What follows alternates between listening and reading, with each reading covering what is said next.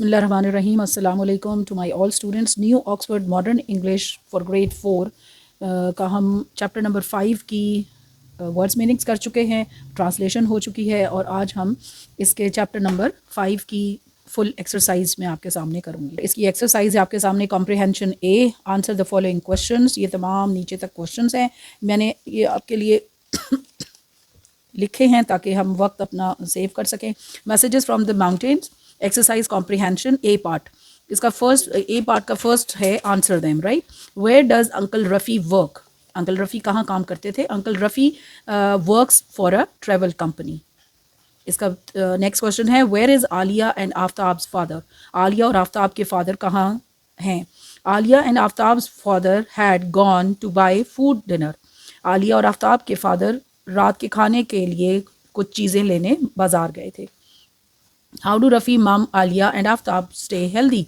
रफ़ी मम यानी कि उनकी वालदा आलिया और आफ्ताब कैसे सेहतमंद रहते हैं?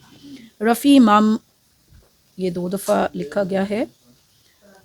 Aliya and Aftab stay healthy, वो इसलिए सेहतमंद रहते हैं बिकॉज क्योंकि they eat healthy and hearty food, क्योंकि वो बहुत ही मतवाज़न और मज़ेदार खाना खाते हैं। In what veg is Alia like her uncle? किस तरीके से या किस तरह से आलिया अपने अंकल जैसी है, की तरह की है?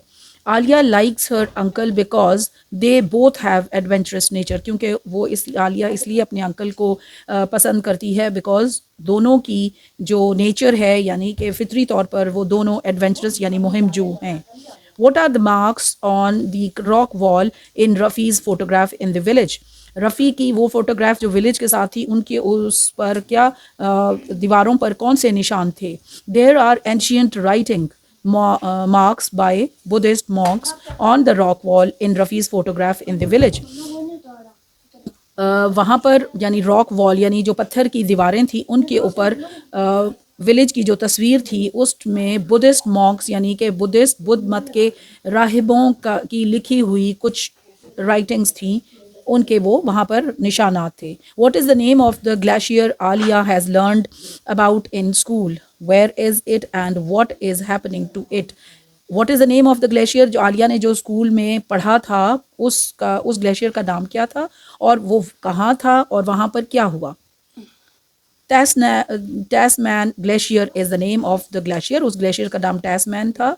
आलिया, जो कि आलिया ने स्कूल में जिसके बारे में पढ़ा था, इट इज़ इन न्यूजीलैंड, वो न्यूजीलैंड में है and has been receding since 1990s, और 1990 से लेके ये न्यूजीलैंड में है और ये 1990 से लेके अब तक छोटा होता जा रहा है। इसका ई पार्ट, ई एफ और जी पार्ट है इसका। हु इज़ ओल्डर, आलिया और Aftab? How can you tell? Aliya या आफ्ताब छोटे हैं, दोनों में से कौन छोटा है ये हम उन्हें कैसे बता सकते हैं? Alia is older than Aftab, Alia जो है आफ्ताब से छोटी है because Aftab was asking very basic questions, बहुत ही इब्तदाई क्वेश्चन वो सवाल कर रहा था, और Alia was dealing him with new knowledge and factual answers, और वो उसको और आलिया आफ्ताब को बहुत ही ज़्यादा इल्म से भरे हुए यानी कि इंफॉर्मेशन से भरे हुए और फैक्चुअल आंसर जो कि हकीकत के करीब आंसर थे वो उसको दे रही थी। Alia talks about climate change, Alia ने क्लाइमेट चेंज के बारे में बात की। What does she say about climate change and its impact on glaciers? ये क्लाइमेट चेंज क्या है और इसका क्या असर होता है ग्लेशियर्स के ऊपर? ग्लेशियर्स आपको पता है ना, बर्फ़ के बड़े बड़े तोते।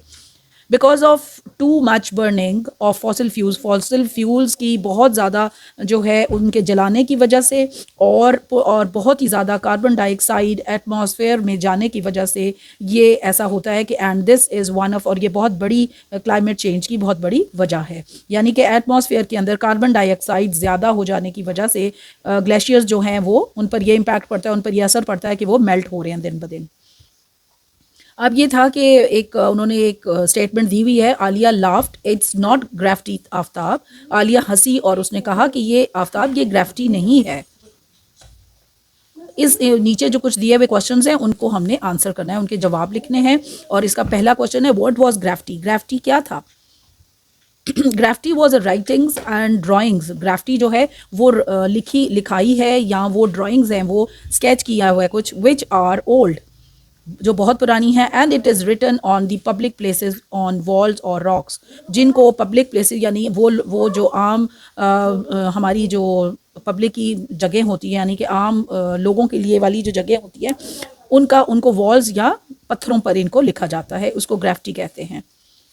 What did Aftab think was graffiti? Aftab क्या सोच रहा था ग्राफिटी के बारे में? Aftab thought that graffiti was a writing which is usually done by some naughty kids in schools or street walls. Aftab समझ रहा था कि ग्राफिटी जो है उस लिखाई को वो समझ रहा था कि जो कि आमतौर पर कुछ शरारती बच्चे स्कूल या गलियों की दीवारों पर लिख देते हैं।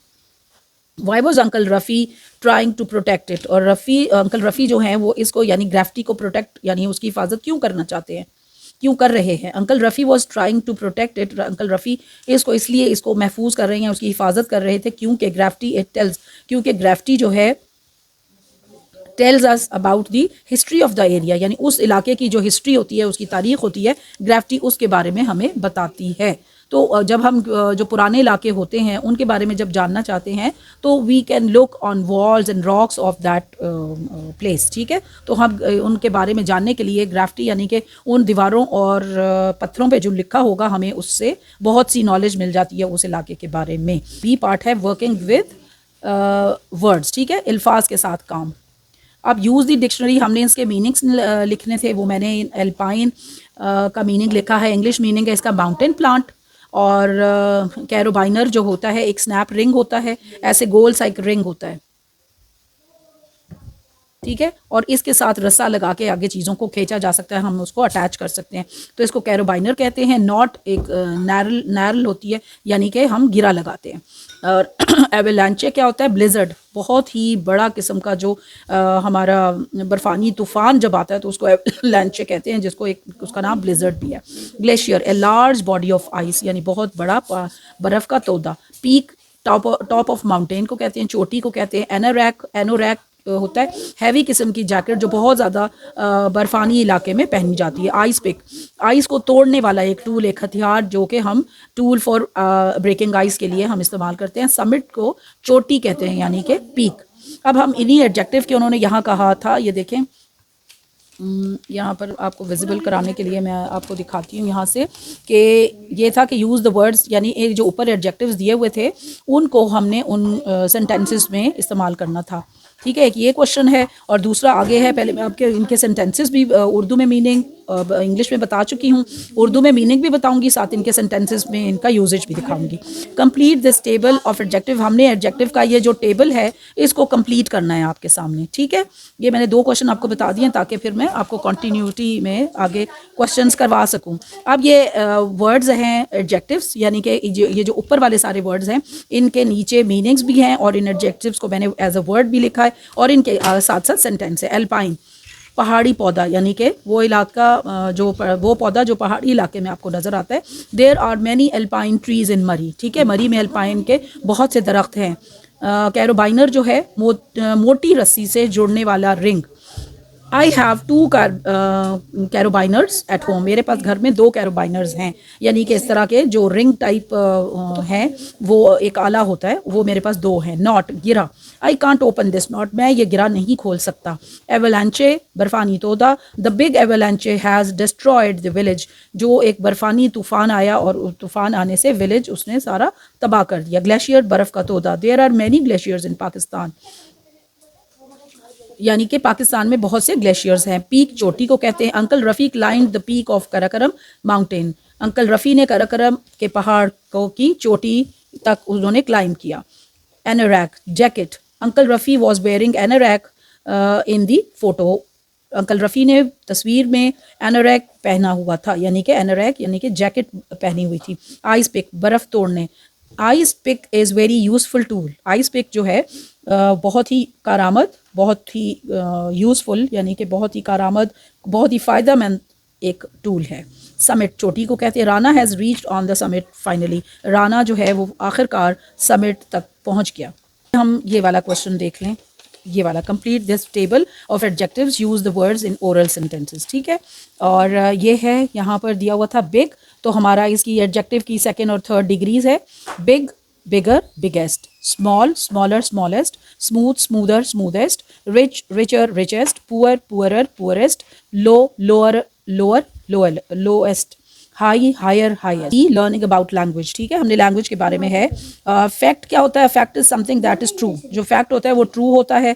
फैक्ट कैन बी प्रूव्ड, और फैक्ट को हम प्रूव भी कर सकते हैं। और ओपिनियन जो होता है वो अपनी एक सोच होती है और अपना एक यकीन होता है, उसको हम ओपिनियन कहते हैं, यानी कि मेरा ये ख्याल है, इट मीन्स माई ओपिनियन। और जो फैक्ट होगा वो प्रूव्ड किया हुआ होता है, यानी कि उसके ऊपर वो उसको प्रूवन फैक्ट्स होते हैं, यानी वो साबित हो चुके हुए होते हैं। अब देखें, snow is cold, snow is pretty, eagles are grumpy, an eagle is a bird, sea water is salty, lemonade tastes bad। Opinion के साथ ओ और फैक्ट के सामने एफ लिखना है। स्नो इज कोल्ड यानी दिस इज अ फैक्ट, इसलिए fact का एफ लिख लिया। And eagle is bird, eagle जो है एक परिंदा है, ये फैक्ट है। ईगल्स आर ग्रम्पी, ये मेरा ख्याल है कि जो ईगल्स होते हैं वो ग्रम्पी होते हैं, तो हमने इसके आगे ओ डाल दिया। स्नो इज़ प्रिटी, यानी ये मेरा ख्याल है कि स्नो खूबसूरत होती है, तो मैंने ओपिनियन का ओ डाल दिया। सी वाटर इज़ सॉल्टी, ये फैक्ट है कि जो समंदर का पानी होता है वो सॉल्टी होता है, तो ये फैक्ट का एफ लिख लिया। लेमनेड टेस्ट बैड, अब लेमनेड जो है कुछ लोगों को उसका टेस्ट बैड लगता है, कुछ को उनके मुताबिक अच्छा लगता है, तो इसलिए ये ओपिनियन है, ठीक है। एक्सरसाइज के last 2 questions. Aliya and Aftab have different opinions about the Husaini suspension bridge, what are their opinions. एक ये क्वेश्चन है। दूसरा है look at the picture of the bridge again, कहता है दोबारा उस ब्रिज की पिक्चर को आप दोबारा देखें। Write down your opinions about it, और आप अपने ओपिनियन उसके बारे में लिखें। Can you state some facts about it, और उसके बारे में कुछ जो फैक्ट्स हैं वो भी लिखिए। इसके बाद ये आ गया कि Aliya and Aftab have different opinions about opinions, ये वर्ड मिस हो गया था। Opinions about the Husaini suspension bridge, what are their opinions, तो उनके ओपिनियंस क्या थे। Aliya's opinion about Husaini suspension bridge is that it is dangerous but fun, whereas जबकि आफ्ताब ने प्रेफर किया कि to have solid ground under his feet while walking, walk करते हुए उसका ये था कि वो बहुत डेंजरस होता है, तो मेरे पाँव के नीचे एक सॉलिड ज़मीन यानी सख्त ज़मीन होनी चाहिए। Some facts about Husaini suspension bridge, अब ये देखें कुछ फैक्ट्स हैं हुसैनी सस्पेंशन ब्रिज के बारे में। इसकी जो हाइट है वो 635 से लेके 660 फीट है, और ये है कहाँ, इन पाकिस्तान हंजा वैली में है ये, और विच कनेक्ट, जो कि कनेक्ट करता है किसको, हुसैनी एंड ज़ाराबाद विलेजेस को कनेक्ट करता है। तो इस तरीके से हमारी ये जो है चैप्टर नंबर 5 की एक्सरसाइज कंप्लीट हो जाती है। इंशाल्लाह नेक्स्ट वीडियो में मैं चैप्टर 6 की उसके वर्ड्स मीनिंग्स, उसकी ट्रांसलेशन, और फिर नेक्स्ट वीडियो उसकी एक्सरसाइज पे बनाऊंगी। इंशाल्लाह आप मेरे इन तमाम काविश को पसंद करेंगे, और मेरे चैनल को सब्सक्राइब करें, और अपने ओपिनियन बॉक्स में बताइए कि इधर this all effort is good for you, आपको सक्सेस की तरफ लेके जा रही है, आप समझ पा रहे हैं। And definitely if you will work with these all knowledge, you will score good marks in your papers. Wish you good luck. Thank you.